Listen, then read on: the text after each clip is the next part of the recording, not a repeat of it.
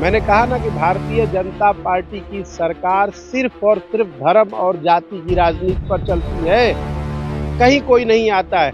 ब्राह्मण मरे, दलित मरे, मुसलमान मरे, गाय कटे, सुअर मरे, उनको किसी से कोई फर्क नहीं है। उनका एजेंडा है आप धर्म के नाम पे उलझते रहिए, कीचड़ समाज में फैलेगा, कीचड़ फैलेगा तो उसमें से कमल खिलेगा। अगर इसी तरह से समाज में आर्थिक विषमता बरकरार रही, लोग एक दूसरे को देखकर लड़ते कटते मारते रहेंगे, तो भारतीय जनता पार्टी का सितारा और भविष्य दोनों सुरक्षित है। उत्तर प्रदेश के चुनाव से पहले डबल इंजन की सरकार या लोकसभा के समय पे हम सब लोग किया करते थे। आज नतीजा ये है कि वो ब्राह्मण परिवार जल गया, मर गया। बाहर है बुलडोजर। अगर बुलडोजर से ही सारा न्याय और इंसाफ होना है तो फिर इन संविधान की किताबों का क्या वजूद है? खत्म करिए इसको। सर, क्या आप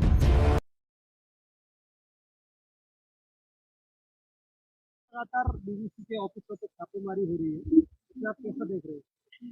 देखिए, दो बड़ी बड़ी बातें हैं। सबसे पहले तो पूरे हिंदुस्तान को ये समझना होगा और खासकर भारतीय जनता पार्टी की सरकार और उनके डिपार्टमेंट इनकम टैक्स को, बीबीसी एक बिना प्रॉफिट लॉस की संस्था है। बीबीसी के पास कोई विज्ञापन नहीं होता है। बीबीसी सब्सक्राइबर बेस्ड संस्था है। वहाँ पूरे ब्रिटेन, लंदन और दुनिया के लोग बीबीसी को सब्सक्राइब करते हैं। उसी से बीबीसी का पूरे दुनिया में अपना प्रचार प्रसार और प्रसारण चलता है। यही उनकी इनकम है, नंबर वन। नंबर टू, तो अगर इस तरह से उनकी कोई अपनी डायरेक्ट इनकम नहीं है तो मैं तो ये नहीं समझ पा रहा हूँ कि आखिर इनकम टैक्स डिपार्टमेंट को कौन सा रेड डालना है या क्या सर्वे करना है। और अगर फिर भी आपको डालना है तो उस संस्था का एक हेड ऑफिस है। आपको शायद, मुझे लगता है कि वहां से कागज पत्र लेने चाहिए। बट खैर, एनीवे, अगर उन्हें लगता है कि ये सर्वे का उनका हिस्सा है तो होना चाहिए। लेकिन एक बात क्लियर है कि नरेंद्र मोदी सरकार में जिस किसी ने भी सरकार से सवाल पूछा, और अगर वो हिंदुस्तान में कहीं उसका दफ्तर है, तो उनके लोगों को उसका खामियाजा भुगतना पड़ता है। ये सरकार कहती है आप कुछ भी करो लेकिन हमसे सवाल मत पूछो, और सवाल पूछो तो हमारे कंफर्ट के हिसाब से पूछो, जिससे हमारे चेहरे पे मेकअप बनाया जा सके और मेकअप दिया जा सके। वही अडानी ने पूरा देश का जो एलआईसी मापदंड कैसे? देखिए, दोहरा मापदंड इसलिए कि भारतीय जनता पार्टी की राजनीति की एक विशेषता है। उन्हें वोट लेने के लिए संपूर्ण समाज चाहिए होता है। सबका साथ सबका विकास का नारा चाहिए होता है। टीवी पे खूब प्रचार प्रसार चाहिए होता है। सरकार बनने के बाद सिर्फ वो अपने मित्रों के लिए काम करते हैं, ये कड़वी सच्चाई है। बाकी देश की जनता, जिसको बार बार छाती पीट पीट के, ताली पीट पीट के, बेंच पीट पीट के भाजपा के लोग कहते हैं कि हमने 80 करोड़ 85 करोड़ लोगों को 5-5 किलो राशन दे रहे हैं। आज भारत में सबसे ज्यादा आज भारत में सबसे ज्यादा 3 करोड़ 92 लाख ग्रेजुएट बेरोजगार बच्चे हैं। अंदाजा लगाइए, जिस देश में लगभग लगभग 4 करोड़ युवा बेरोजगार हो, उस देश का क्या भविष्य हो सकता है।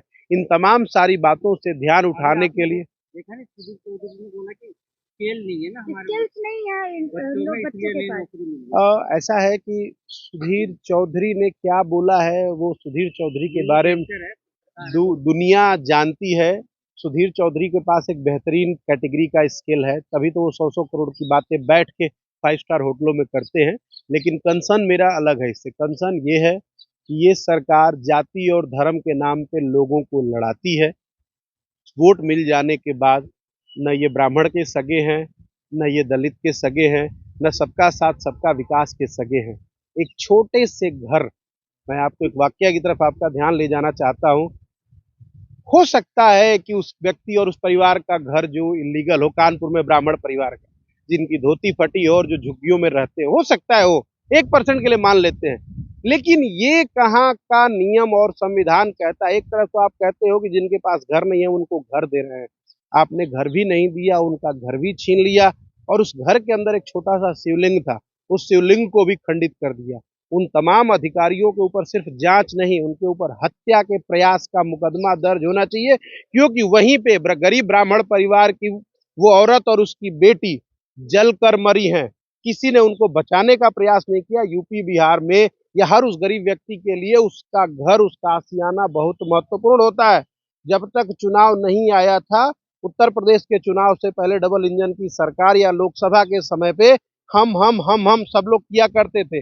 आज नतीजा ये है कि वो ब्राह्मण परिवार जल गया, मर गया। वारे बुलडोजर, अगर बुलडोजर से ही सारा न्याय और इंसाफ होना है तो फिर इन संविधान की किताबों का क्या वजूद है? खत्म करिए इसको। कार्रवाई तो हो गई ना सर, क्या आप उस औरत की, उसके बेटी की जिंदगी लौटा सकते हैं? कार्रवाई तो नरेंद्र मोदी जी ने कहा था कि अगर 100 दिनों में काला धन न वापस आए तो मैं चौराहे पे आ जाऊंगा। आए क्या? अब आपको लगता है कि क्या जिंदगी, सुनिए साहब, नहीं, ऐसा है कि आपको लगता है कि जिंदगी इतनी सस्ती है कि आप कार्रवाई करने के नाम पे लोगों की जान चली जाए? इतनी सस्ती तो नहीं है ना। किसी की माँ गई है, किसी की बहन गई है। लेकिन सर योगी सरकार आपने देखा नहीं कितने कड़ाके से फैसले लेते हैं। नहीं नहीं, सुनिए सुनिए सुनिए सुनिए, मैं फिर से एक बात आपको कहना चाहता हूँ। न्याय का मानदंड जो है वो कभी भी बुलडोजर नहीं हो सकता। उस कब्जा करेगा सरकारी जमीन को तो चलेगी। सर, अवैध कब्जा करेगा तो अवैध कब्जा करने वालों को क्या वो उसमें उस घर में पिछले 50 सालों से उस झुग्गी झोपड़ी में रह रहे थे, उनको हटाने का प्रावधान था ना। उनके घर के नीचे वो एक शिवलिंग था जो अखबारों में और सोशल मीडिया के द्वारा खंडित दिख रहा है। ये कैसा राम राज्य चल रहा है? न जिसमें ब्राह्मण सुरक्षित है, न महादेव सुरक्षित है। वही जब हिंदू संगठन कोई और होता है कुछ कांड तो आ जाते सर, तो वहाँ पे इतना बड़ा कांड में पूरा देश कहीं कोई नहीं आता साहब, कहीं कोई नहीं आता। मैंने कहा ना कि भारतीय जनता पार्टी की सरकार सिर्फ और सिर्फ धर्म और जाति की राजनीति पर चलती है। कहीं कोई नहीं आता है। ब्राह्मण मरे, दलित मरे, मुसलमान मरे, गाय कटे, सुअर मरे, उनको किसी से कोई फर्क नहीं है।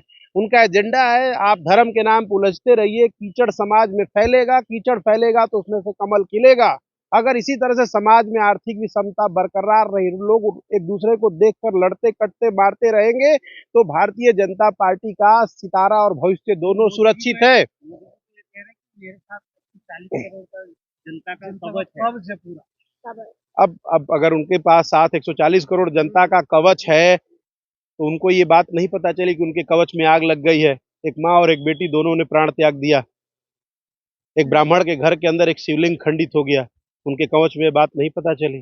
नरेंद्र मोदी जी का काम है एक तरफा बयान देना, जम के मेकअप करना, खूब ढेर सारा झूठ बोलना। हाँ बिल्कुल मैडम, भारी है ना, बिल्कुल आपने सत्य कहा है। एक मोदी जी आजकल सब पे भारी है। रेल मंत्रालय का उद्घाटन हो, वहाँ मोदी जी जाते हैं। रोड मिनिस्ट्री का उद्घाटन हो, वहाँ मोदी जी जाते हैं। कृषि मंत्रालय का उद्घाटन हो, वहाँ मोदी जी जाते हैं। हर सारे बाकी मंत्रियों के पास एक चीज और देखने वाली है कि प्योर जो हिंदू या संगठन, जो हिंदूवादी संगठन है, वो ऐसी प्रतिक्रियाओं पर बिल्कुल मोहनी सर। जहाँ पर दीपिका पादुकोण एक बिकनी पहनती है उसको वहाँ पे तो बवाल कर दिया जाता है। जिंदा मतलब मार दिया जा रहा है, सब कुछ हो रहा है उसी उत्तर प्रदेश में, जिस उत्तर प्रदेश में कभी तक फिल्म नहीं लगने देंगे, ये नहीं करने तो ना। मापदंड कैसा है हिंदू? एक साफ अक्षर में बताऊं, हाँ। डर उनको भी लगता है। और ये बात अब कड़वी सच्चाई है कि वो जो संगठन ना इन तमाम छोटी छोटी चीजों का विरोध करते थे, वो एक्चुअली हिंदू नाम पकड़कर एक संगठन है। सच में तो वो भारतीय जनता पार्टी के कैडर हैं। साहब का उनका आदेश आता है और उस आदेश के हिसाब से उनको इस देश में आग लगाना है, धार्मिक उन्माद फैलाना है। लेकिन एक बात याद रखिए, ब्राह्मण की जान गई है, शिवलिंग खंडित हुआ है, बहुत बड़े विनाशकारी संकेत हैं ये सुरक्षित नहीं है। विकास दुबे ने भी यही कहा था कि भाई ब्राह्मण को नहीं, देखिए, विकास दुबे एक अपराधी था। अपराधी की कोई जात नहीं होती है, अपराधी अपराधी होता है। इनकाउंटर करना सही। जी नहीं, सुनिए, अपराधी की कोई जात नहीं होती है। उसके कर्मों का जो उसने किया वो उसके कर्म रहे, ठीक है। अपराधी की जात नहीं होती है, लेकिन गरीब का सम्मान होता है। आपके पास अधिकार है, पावर है, इसका मतलब ये नहीं है कि आप किसी गरीब का घर तोड़ देंगे। आपके पास ये अधिकार नहीं है कि उस राज्य की, उस जिले की डीएम एसडीएम सब अपने अपने निजी कार्यक्रमों में व्यस्त हैं और आपने बुलडोजर चला दिया और आपके पास अभी तक समय नहीं मिला। त्वरित कार्रवाई क्या होती है? क्या पैसे देकर आप किसी की सांसों को दोबारा खरीद सकते हैं? नहीं खरीद सकते। कोई बात नहीं, पाप का घड़ा भर चुका है। बार बार आप पंडितों की बात कर रहे हैं।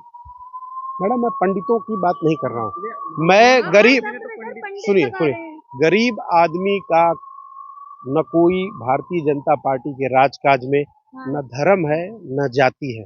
गरीब गरीब होता है, घर किसी का भी टूटे, घर किसी का भी टूटे, उस घर को तोड़ने का अधिकार किसी बुलडोजर को नहीं है।